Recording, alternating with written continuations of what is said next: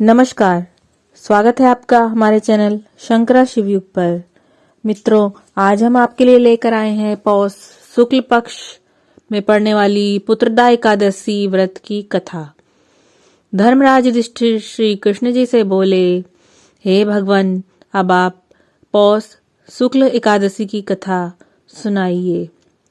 श्री कृष्ण जी बोले, हे धर्मराज, जिसके करने से अनेकों जन्मों के पाप नष्ट होकर पुत्रादि की प्राप्ति होती है, ऐसे महात्म्य को ध्यान लगाकर सुनो।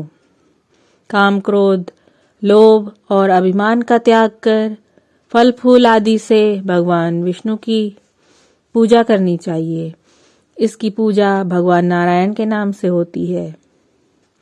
दक्षिण प्रदेश में भद्रावती नामक नगरी में सुकेतु नामक एक धर्मात्मा राजा राज्य करता था।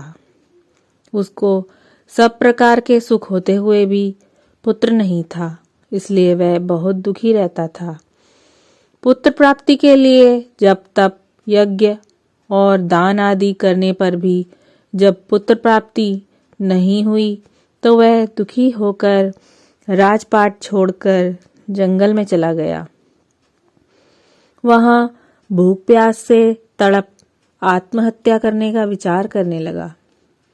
एक दिन व्याकुल होकर भगवान से प्रार्थना करने लगा कि हे भगवान, मैं बहुत दुखी हूँ, मेरी रक्षा करो।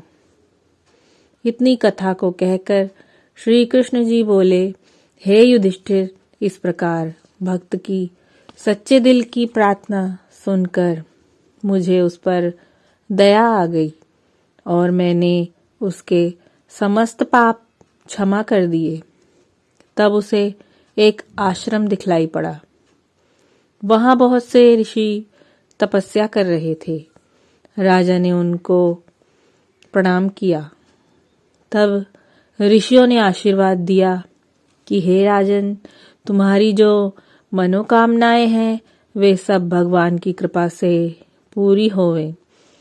हे धर्मराज, मुनियों के आशीर्वाद देने पर राजा ने निवेदन किया कि हे मुनीश्वरों, यदि आप मुझ पर प्रसन्न हैं तो कृपा कर ऐसा वर दीजिए जिससे मुझे श्रेष्ठ पुत्र प्राप्त हो सके।